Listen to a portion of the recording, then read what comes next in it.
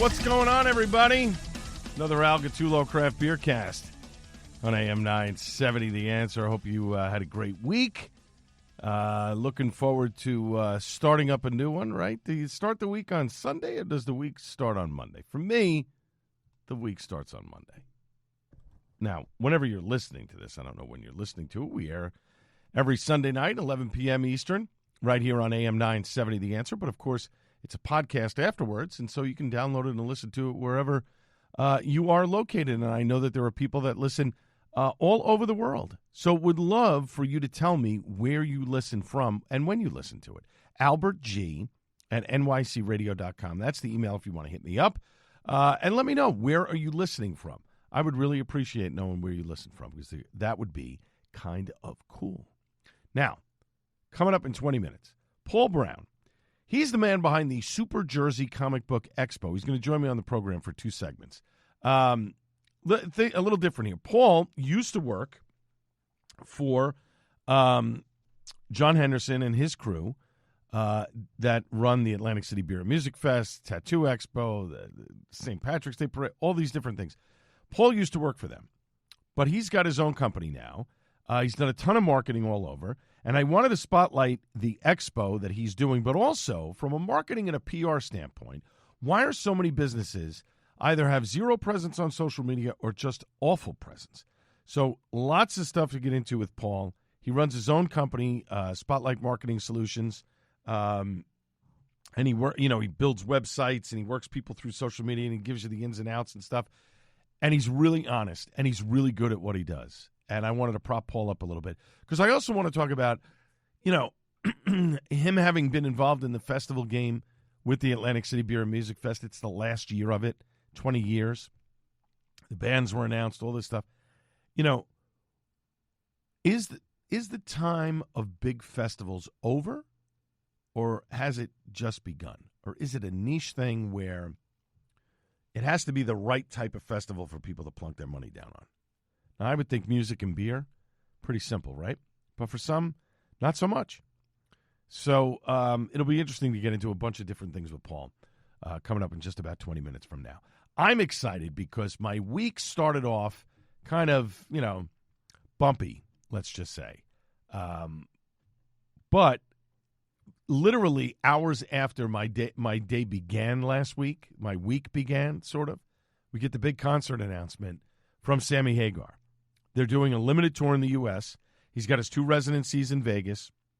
They're going across the pond to do some shows in London. But he's kicking off an 8-city tour. One of them happens to be PNC Bank Arts Center in Homedale, New Jersey, where they're going to be playing. Basically, it's the greatest hits Van Halen revisited.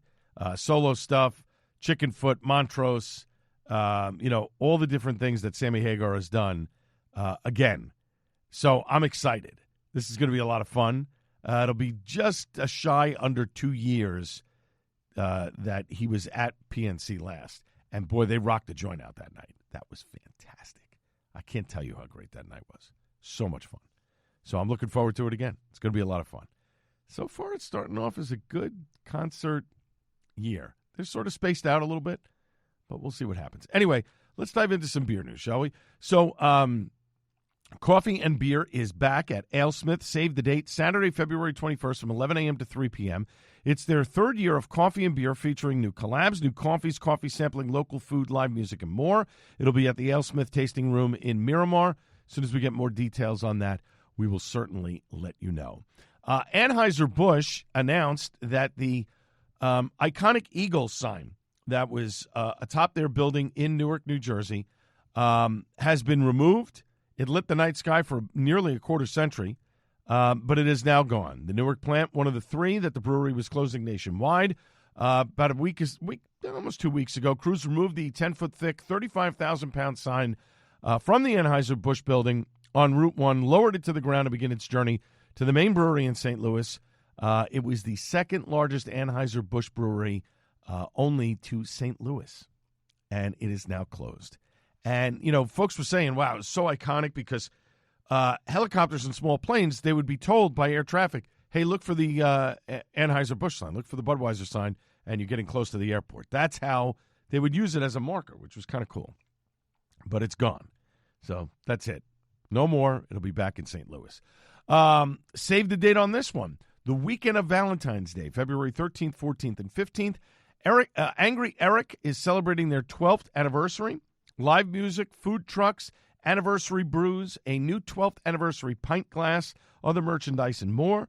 They say it's going to be an epic weekend, so if you're up in the Northwest Jersey area, head up to Angry Eric on February 13th, 14th, and 15th to celebrate their 12th anniversary.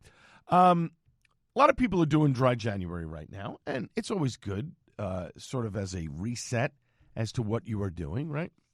If you're a constant drinker, let's say. I am not a constant drinker. I rarely drink during the week. I do drink on the weekends, but even that I've curtailed over the last month and a half or so. Full disclosure, I'm on a GLP-1 drug, by my physician. My sugar level was way over the top, and more of that had to do with food than booze. So I've been losing weight. I'm down about 13 pounds so far in about 6 weeks, which is not bad. And I have to tell you, it does dampen the craving for food and alcohol. I will tell you that. I haven't really had any side effects, bowel stuff, but that's normal.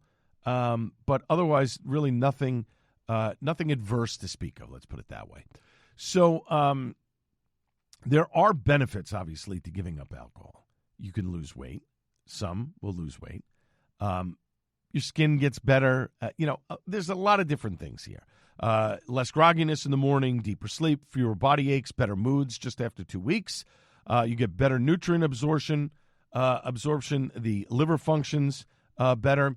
Now, they're saying if you give up beer, maybe or booze, in general, a healthier drink like sparkling water, tart cherry juice, or herbal tea as alternates.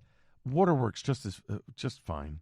But to each his own. I saw some people posting on social media that they want to give it up entirely. And hey, if that's your choice, if that's what you want to do, if you feel that that's the right answer for you, then go for it. Nobody's saying you have to have a drink when you go to a concert or you're hanging out with friends or this and that or whatever. And if you feel that you need a drink every time that you're with people in order to socialize and have a conversation, then maybe it's time to put it down and reevaluate things. That's another issue. So good for you if you're giving up alcohol this month. And there are a lot of alternatives. There's a lot of non-alcoholic beer that's out there that you can certainly try if you want to try that. If you just, I got to have a beer can and I want to taste something that tastes like beer. A lot of non-alcoholic options as well. Athletic Brewing, plenty of others as well. Our good friends from Coronado Brewing announced the launch of Hazy Weekend IPA. It's out now. It came out this weekend. It's in 16-ounce six-pack cans and draft. 16-ounce six-pack cans. That's interesting. Hazy Weekend completes the brand's evolution into a cohesive 3-day weekend series that joins flagship Weekend Vibes IPA and Big Weekend Double IPA. It's brewed with Simcoe, Centennial, and Citra hops. It's a 6.5% ABV. It's designed for modern IPA drinkers who want bright flavor approachability and a laid-back coastal experience. They are in their 30th anniversary this year, Coronado Brewing. So is Stone. That's pretty cool. I mean, both came out, within a few months of one another. And Aidan Kennedy says, as we approach 30 years, it's important for us to honor where we came from while continuing to innovate. Hazy Weekend is a great example of that balance. Modern, approachable, and still unmistakably Coronado. It is out in Coronado Brewing's tasting rooms. It'll be throughout its distribution partners across California and beyond. Additional markets will follow throughout the year. I have not had a Coronado beer in forever. They made a mention of something on Threads, I think. A bunch of beers that I drank over the break, and they were like, no Coronado. I don't get you guys out here anymore. You're not in New Jersey. You kind of pulled back and on the West Coast. Send me some stuff. If Coronado, if you're listening, send me some beers. I'd love to try some stuff that I haven't had in a while. And I'm planning, hopefully this year, to get back out to San Diego at some point, probably in November. And Coronado is certainly going to be my stop because I didn't go last time I was out there. So you guys are due for a stop. So definitely I will be out in San Diego, hopefully in November. Froth Brewing Company, they're in Buffalo's Black Rock neighborhood. They said on social media the final day for its tap room is going to be Sunday, February 1st. They are going to continue to make their beers. It'll be gypsy brewed, I guess, by their trusted brewing partners, but they're closing their tap room. I get the sense that it's It's not cost effective for them to keep tap room open, but they're making money selling their beer elsewhere in in stores and in bars and stuff. So they're going to keep that moving along. Go figure. I mean, to each his own. Again, we're seeing brewery after brewery after brewery close, and that's not necessarily a good thing. And then finally, Stone Brewing. If you're looking for something that is non-alcoholic but still give you that taste of beer, Hop Water and Stone Brewing Centennial Citrus. That is out right now. It's available now for dry January and beyond, maybe. It is, as they call it, a bridge between two icons, a nod to tradition pushed forward. It's what happens when limits are removed. So this is one of those things, Hop Water, which I find a lot of people drinking after a workout or things of that nature. It's not my thing, but if it's yours, good for you. Check it out. It might be something that you enjoy. You never know. When we come back after a short break, we're going to have more news and notes from around the beer world, including Josh Bernstein wrote a piece for 750 that is interesting about what are the trends for beer in 2026. Maybe we'll take a deep dive into that when we come back after a short break on the Al Gattullo Craft Beer Cast on AM 970 The Answer. Welcome back to the Al Gattullo Craft Beer Cast on AM 970 The Answer. Coming up in just a few short minutes, and I mean a few short minutes, Paul Brown, the man behind the Super Jersey Comic Book Expo, is going to join me on the program. He has done tons of marketing all over the place. We're going to get into Super Jersey Comic Book Expo, but we're also going to get into the beer marketing side of things and what breweries are doing wrong. It's a great discussion. It goes long. You got to take a chance and listen to it. It is very informative. But let me get to some quick beer news before we have to take that break. So Saturday, January 31st, Sunday, February 1st, Weyerbacher's Super Barrel Weekend is back. They are tapping fan favorites like Insanity and Blasphemy. They're going to have a VIP experience as well in their brew house, or you can enjoy exclusive pours in the tap room. So the VIP experience is $50.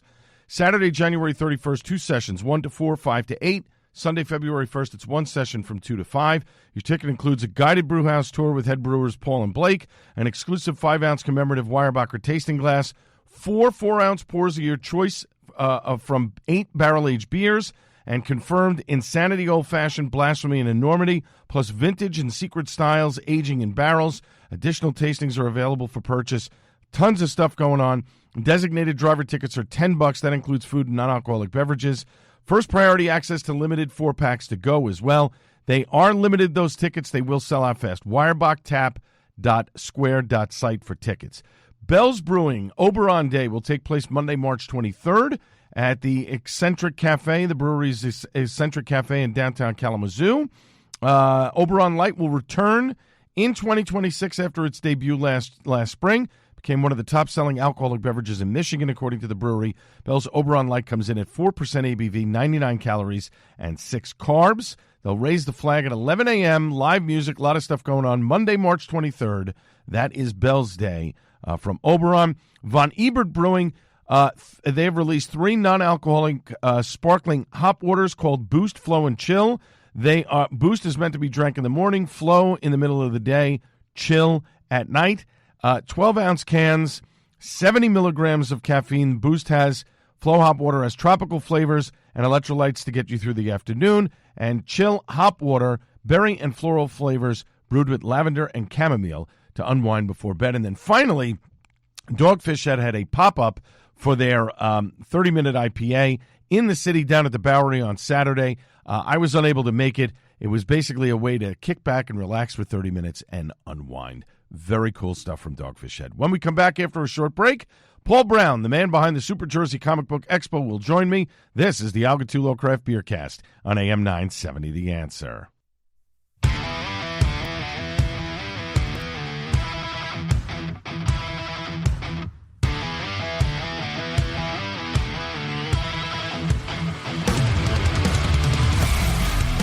Welcome back to the Al Gattullo Craft Beer Cast on AM 970 The Answer. To the Al Gattullo Craft Beer Cast, and I hope everybody is doing well. And, we're going to take things a little differently this week. Usually we have a beer guest on and we talk about beer and whatever, but there's more to me than just beer. There's movies, there's concerts, there's comic books. I was an avid comic book collector, those that don't know, forever. My first comic book that I ever collected, I remember it very clearly. It was an issue of Brave and the Bold with Batman and Green Arrow guest starring the Metal Men. I think it was issue. I'm eyeballing this one here. I think it was issue 127 or 128 or whatever. And I remember getting it from the comic book rack in my grandmother's town of Hawley, Pennsylvania, on a little rack at the general store. And I had $1, and I could buy 2 comic books. I think at the time the comics were 40 cents. And that was one of the books that I picked. I remember that very, very clearly on that one. But anyway, my next guest is someone that I know for well over 10 years. I first met him when he was working for Tricycle Productions, the folks who put together the Atlantic City Beer Music Fest, among other events down in Atlantic City. Fast forward, he's been putting together websites and helping small businesses navigate social media. At one point, he was selling, and probably still sells, authentic Hawaiian shirts. His big project, which he's been doing for a number of years, is the Super Jersey Comic Expo. SuperJerseyExpo.com is the website for more information and where you can purchase tickets. The event is taking place Saturday and Sunday, April 18th and 19th. Let me welcome to the program Paul Brown. Paul, how are you, my friend? Oh, after that intro, man, I am great. I think I'm going to hire you at my funeral to do my eulogy. Wow. I can jazz it up. It's not a problem. It's not a problem. No, that is good. I feel like I haven't had an introduction like that since I graduated high school. I appreciate that.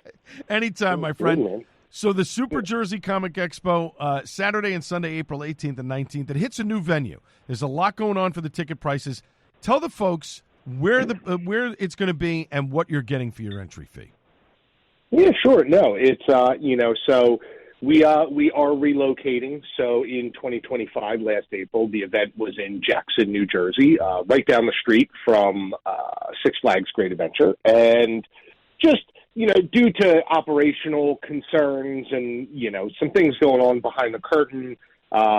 We decided it was in the best interest to, hopefully to relocate the show, just due to the fact that, our show has been through so many surprises and speed bumps since we started, and that's the thing is, people see the Comic-Con side of it. They see the production value, but they don't see the fires that happen behind the scenes. Right. And learning how to deal with those fires with my many years of tutelage under, the one and only John Henderson, is something that I will always call back to.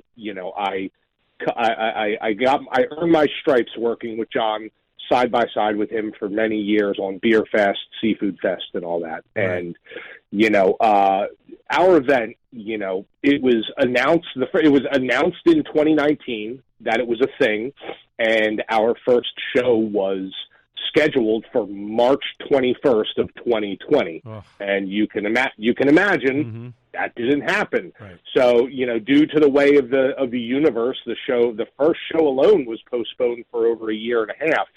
So, and then our third year, the venue sold our space out from underneath us.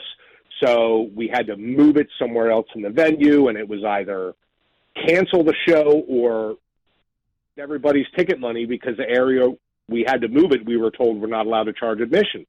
So, it's just been nonstop. So venue viability was not something that we could worry about this time around, because this will be our 5th show in almost 7 years because of the way the world has been. So, when we were looking for a new venue, we wanted something that was as unique as our venue in Jackson, which was a 75,000 square foot indoor sports field, right? It was inside it's a inflated bubble, so to speak. So it's kind of like a pressurized dome.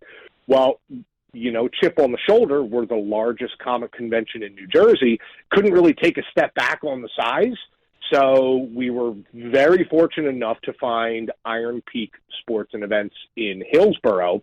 And just from the very first communication, they were all over it. They were super excited. They came off as, very organized and very excited to have an event of our size considering to come through. So we went and we met them, and it just went so well. We handed them a deposit check and signed the contract on the spot. Awesome. So, it's great. It feels nice because, the venue is pulling for us. They're working with us in any way, shape, or form.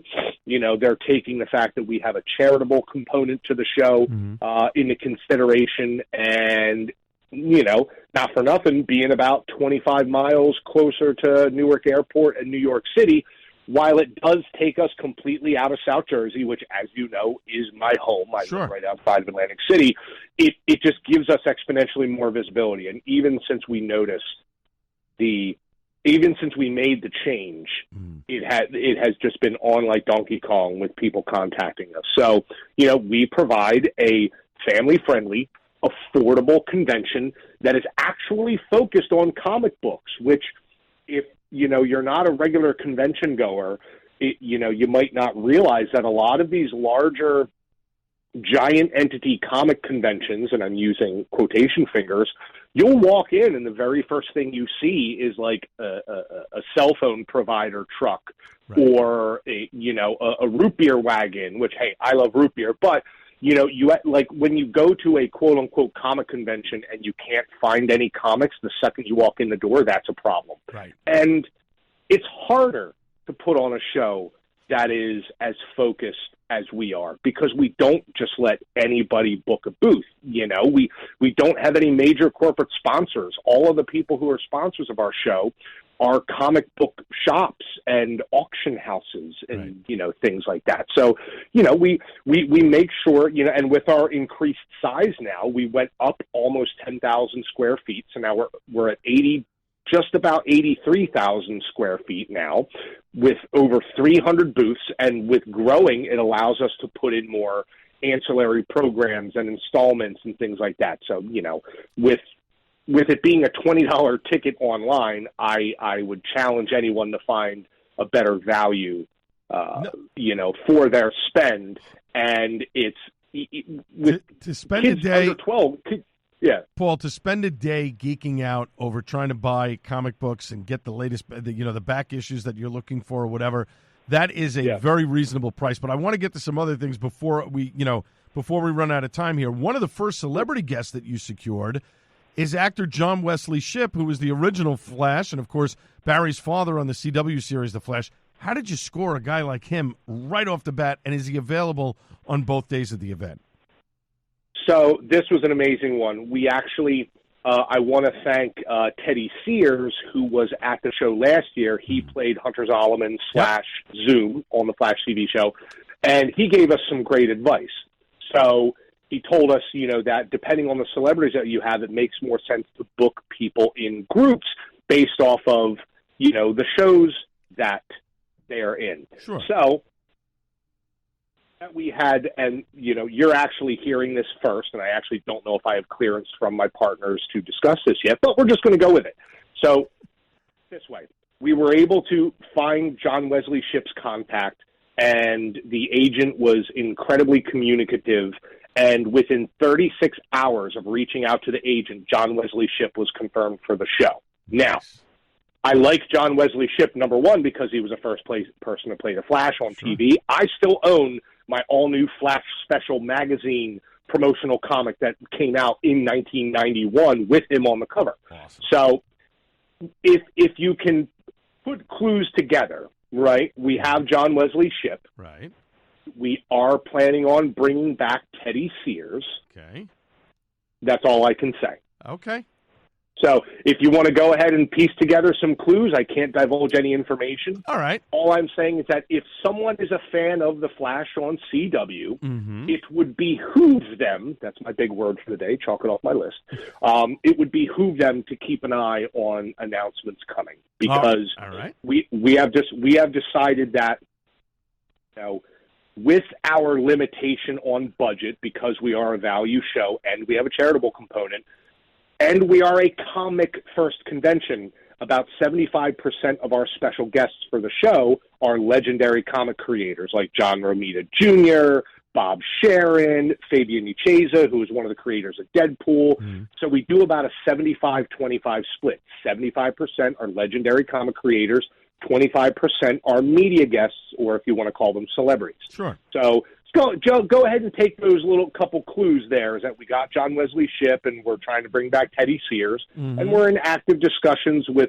some other people in that realm. I have an idea of who you're looking to go after and trying to get, so I'm going to leave it here. I'm going to leave it at that. I'm not going to really speculate too far forward Yeah. because I don't want to get ahead of myself. We're talking with Paul Brown. He's the co-founder of SuperJerseyExpo.com. It's the website for more information and where you can purchase tickets. That's SuperJerseyExpo.com. The big comic event taking place Saturday, April 18th and Sunday, April 19th down in Hillsborough at the big convention center down there. He's also the CEO of Spotlight Marketing Solutions. That website is spotlightmktg.net. We're here on the Al Gattullo Craft Beer Cast on AM 970 The Answer. One more question before we take a break here, Paul. One of the cool things that I saw on the website for the event is you're going to have a CGC comic grading taking place. Do folks have to sign up for that ahead of time, or can they bring their comics the day of the event? So this is a great feature. There's a couple different ways you can do it. Our official CGC facilitator is a long-time, very well-respected in the industry guy who just started his own company a few years ago. His name is Brandon, and the company is called Collectible Conservancy. He is one of the very few companies in New Jersey that you can trust to take your books, and you can either mail them to him if you can't make the show, although we would always prefer you make it to the show, obviously, right. Or you can visit his booth and get a witness and then go to any one of the media guests or celebrity guests and get it signed, or you can just drop off books to get them graded. I like graded books because I am a preservationist, sure. And my higher dollar value books that I own, my key issues, if you want to call them that, first appearances and whatnot, I like having them encased because I'm a preservationist, but all the other books I have, because I'm a completist, I just want to complete my runs. So right now, I'm trying to complete, issues 300 to 400 of Action Comics, right, which are mostly, Silver Age books, which they can get pretty pricey. Sure. But having an on-site CGC facilitator is a great way to have autographs verified, whether it's a poster or a comic book, and you can trust this guy. Now, the only variable there is turnaround times for CGC, but with a New Jersey-based business is really a great thing. I love it. And we had hundreds of people come out last year just for the CDC facilitation, and they are probably the most reliable people in the area for that. That's awesome. All right, we're going to take a quick break. When we come back with Paul Brown, we're going to talk more about the marketing end of the business in terms of websites and social media and things like that. We're going to talk about what folks in the beer business are doing right and what they're doing wrong when it comes to social media and websites. That's next on the Al Gattullo Craft Beer Cast on AM 970 The Answer.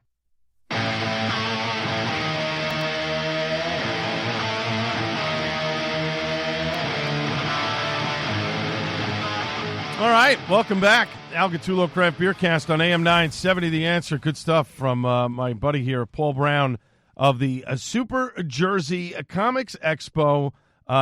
.com. That's the event that's taking place April 18th and 19th. You can purchase tickets on the website there, but he is also the CEO of Spotlight Market Solutions.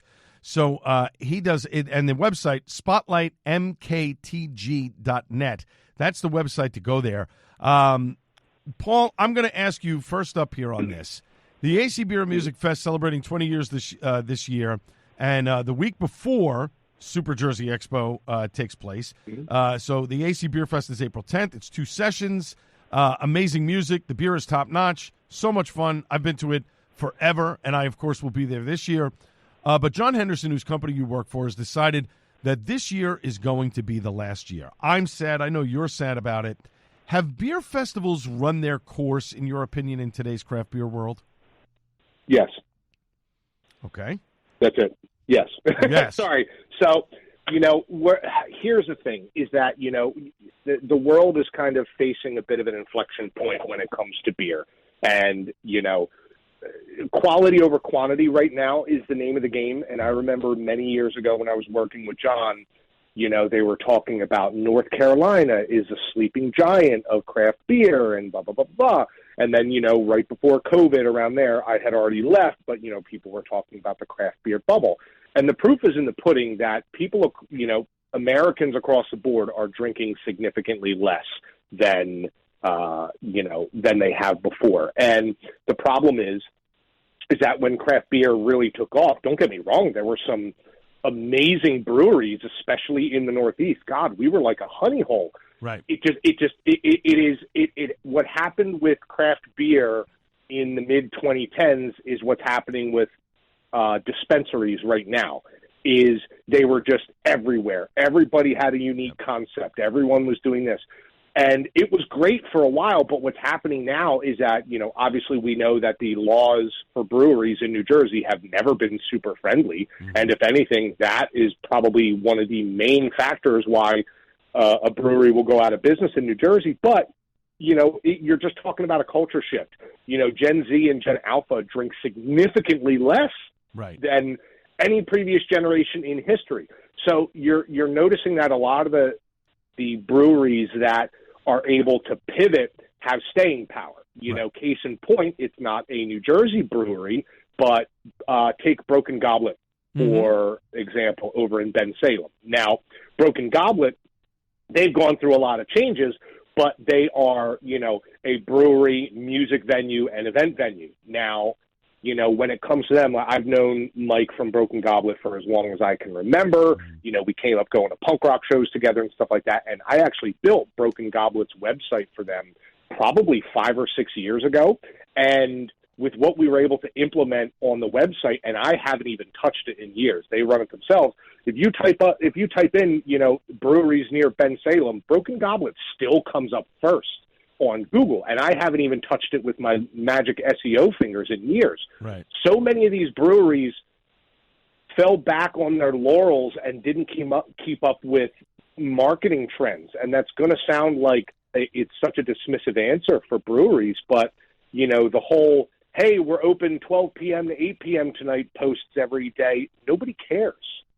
And that's not meant to be mean, but if people want to go to a brewery or they want to go somewhere for food or entertainment, they're going to look it up when they want to. They don't need to see that you're open every day. And that was my biggest problem that I saw so many of these breweries doing, was that, breweries are very much like tattoo shops in their marketing style. Is, me being covered in tattoos, having countless friends who own tattoo shops and spending my entire young adult life in tattoo shops. Brewers, brewmasters, pub managers, and owners are just like tattoo artists and tattoo shop owners. They know that social media and creative marketing is a necessary evil, but they're going to grumble every step of the way when you're telling them what they need to do based off of proven methods, and I think that was something that really held a lot of breweries with marketing back, was like, no, we're not going to do that. We don't need to do that. And then next thing you know, you're scared, you're worried, and people don't realize how important it can be to just have a website that can be found online that is paired with a regularly updated Google business page. Right. And I would go so far as to even say you don't even really have to be that great at social media or doing much on social media, as long as you're broken, as long as your website and your Google business page are a force to be reckoned with, and it's proven. All right. So, just watching the culture shift has been quite a big thing for me, and I'm happy for the breweries that are still around, but I've definitely watched a bunch struggle for sure. All right, so we're talking with Paul Brown. Not only is he the co-founder of Super Jersey Expo, the Comics Expo that's going to be taking place at the Iron Hill Peak Sports and Events Center in Hillsborough, New Jersey on April 18th and 19th. SuperJerseyExpo.com is the website where you can get more information and purchase tickets. That's Saturday, April 18th, Sunday, April 19th. He's also the CEO of Spotlight Marketing Solutions as well. That website, spotlightmktg.net, here on the Al Gattullo Craft Beer Cast on AM 970, The Answer. So, Paul, why does it seem like Facebook, Instagram, X, etc., are constantly changing the algorithm as to how things are seen, posted, etc., or am I just crazy? No, I don't think you're crazy, but I also don't think it's as much as, the ghost in the corner as everybody thinks, and with we'll say 5 years ago it really was when they were really testing and leaning into the algorithms. Right. But a lot of these social networks now, and obviously since Meta owns Instagram and so on and so forth, you have to remember is that they still function very differently. Reels do not perform on Facebook the same way they do on Instagram. Twitter/X is always going to be just the water cooler of the world. And if you're just tweeting salesy business stuff, you're never going to get anywhere on Twitter. And with the way these Instagram algorithms and Facebook algorithm shifts go, is they're concentrating on quality content over, 10 years ago when you had Gary Vee saying you have to post 5-6 times a day. That's not what Instagram and Facebook want now. They want content on their platforms that's going to engage people and connect people. And even the head of Instagram recently went on Instagram Live and talked about how the most valuable interaction that someone can take on your page, like when you make a reel, right?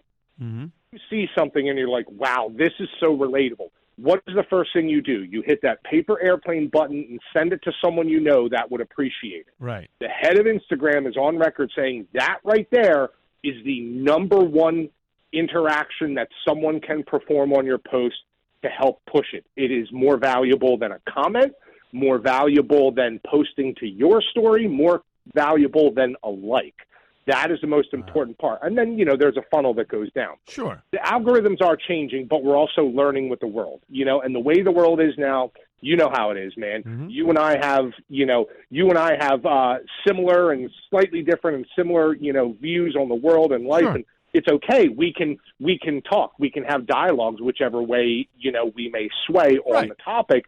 But historically, these algorithms have leaned into whatever is going to make people talk more, right? And whether that be negative, whether that be conspiracy, whether that be, honestly, downright disgusting and upsetting, that's all shifting now. So, Americans especially have spoken, and we see how inflammatory daily life is now and how it's like a powder keg waiting to erupt with the next scandal. Right. So, 5-10 years ago, everybody concentrated on having a very pretty grid is what they called it. They want your grid on Facebook for business or Instagram for business to look like a very pretty wall, a collage of things.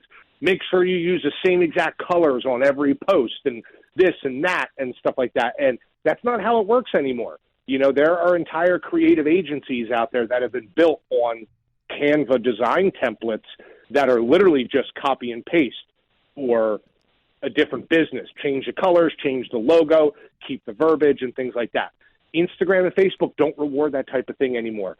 I've had everything from boring companies such as a van that drives around South Jersey and Philadelphia, and they will change your tires for you or change your oil for you in your driveway or at your work. Right? It was a company called Go Mobile Tires of Greater Philadelphia, run by a friend of mine. And for 2.5 years, they basically didn't touch the internet. So I had to figure out, how do I make a company that literally that will just come to your house? It's a house call, oil change, and wheels. How do we make people pay attention to that? So while we would put content on Facebook and Instagram that showed the work that they were doing. Hey, look at this amazing classic car. It just got a new set of wheels. We didn't stick to that, right? We did very little advertising. The only really on-brand stuff that we did was every single Monday, I put up, Monday morning testimonial, and it was a review that they would have gotten. And put it this way, in 2 years of working with them, they went from 3 Google reviews to 300 Google reviews in 2 years. And they were all legitimate. They were all real customers, but what we did in between all the customer service stuff was I told them, you need to let me run free and create content that's going to attract car enthusiasts, business people who are busy, and families who don't have time to do anything. So I just started creating ridiculously fun and funny content using memes that resulted in, and I'm not even kidding you, millions of views on multiple platforms and posts that we made with no ad spend on it, right? Wow. Because it was just taking a trend, a Reels trend, and catering it over to car enthusiasts. And if you ever see a meme trend that's going bonkers, industry you're in, there's a way to make that relatable in your industry. And that's the problem that a lot of business owners, it's not their fault, but it's just not a thing. It's the business owners are so busy trying to keep the business going, trying to keep the business running, paying the bills, keeping the lights on, keeping the team members happy, dealing with that one toxic employee that works at every single place that nobody wants to fire because they bring in so much money, but the entire team hates them and it's killing the culture. Right. So I tell everybody, my career is completely like my career should not exist, but I am basically a travel agent for the internet, right? If you want to book a Disney trip, you can go on, you can book your own, you can book your own vacation. There's nobody stopping you from that. But when are you going to do it, and what results are you going to get out of booking your own vacation, as opposed to leaving it in the hands of someone who has been doing this since the days of MySpace? And that's how I got my start. Was I would build HTML overlays or JavaScript overlays on top of old MySpace pages to make them look like they were websites. So if someone didn't want to pay for a website, I could code over top of a MySpace page, because everyone back then knew how to code. It was crazy. And that's when marketing really started. This was before Facebook business pages and everything. And, you know, I to a degree, I might be a bit of a dinosaur in this world because I'm a 42-year-old guy that's a family, you know, a family man and stuff like that. But I have literally watched the internet evolve, grow, and just be turned on its head 10 times over since 2008 when I started this. So I've seen everything, and I can now see what's coming down the road as it goes. And a lot of these businesses, the owners, the managers don't have time, and the owner or the manager will just pass it off to someone. And sometimes not hiring someone like me is the best thing that a company can do, because if you take someone who's just very fun and outgoing and it kind of lights up the room, you're better off having that person, even if they don't have a lot of experience in social media, letting them take the reins, because they're going to create authentic, fun, and interesting content. And that just goes back to what I said before. Nobody cares what your hours are. Nobody cares. That's true. Nobody cares what your hours are, but people are going to want to see you know, if you have a brew house, they're going to want to see an interesting video on you brewing beer. It's like $30 for one of the little iPhone lavalier microphones. That changes everything for you. All you have to do is talk about a beer, or even just film slow motion of you, you know, mixing up in the whatever it is, the big kettle. What's that called again? Let's not give it all away, because you want to have a business here to be able to charge people to keep them moving. That's all. No, listen, though, I'll say this, though. So some of the best business I've ever gotten is because I do give away a lot for free. Maybe that's why Spotlight has been so successful, is because I have given more advice for free, and I have literally helped other people build agencies just like mine, just by giving them plans of attack, because I can't handle everybody. Remember, I'm a small agent. I can only handle so many clients at once. I could never take on 10 breweries at a time. No. And, you know, it's important for me to help others succeed, even if it means making any money, because it's just more fulfilling for me. I've been doing this for so long, and I've watched so many people struggle and fall because they can't get out of their own head. So I don't have it in me to gatekeep. I'm not a gatekeeper. I will literally hand your business a 3-month plan to do better on social media. This is the guy, folks. This is the guy. He's the travel agent for the internet. He is a man who creates solutions for you. He's an awesome friend. He's the travel agent for the internet. My guest has been Paul Brown. He's the co-founder of SuperJerseyExpo.com. That's taking place April 18th and 19th at the Iron Peak Sports and Event Center in Hillsborough, New Jersey. SuperJerseyExpo.com is the website for more information. Saturday, April 18th, Sunday, April 19th. He's also the CEO of Spotlight Marketing Solutions as well. SpotlightMKTG.net. My friend, thank you so much for joining me tonight. I do appreciate it. Much success with the Expo, and I will definitely see you in Atlantic City, my friend. Thank you, brother. Great talking to you. Appreciate it. You got it. My thanks to everybody involved in the show, as well as my guest, Paul Brown. Of course, last but not least, the great Buddy Watson. I will be back live on the Joe Piscopo Show Monday at 6 a.m. This has been the Algatulo Craft Beer Cast on AM 970 The Answer. Cheers, everybody.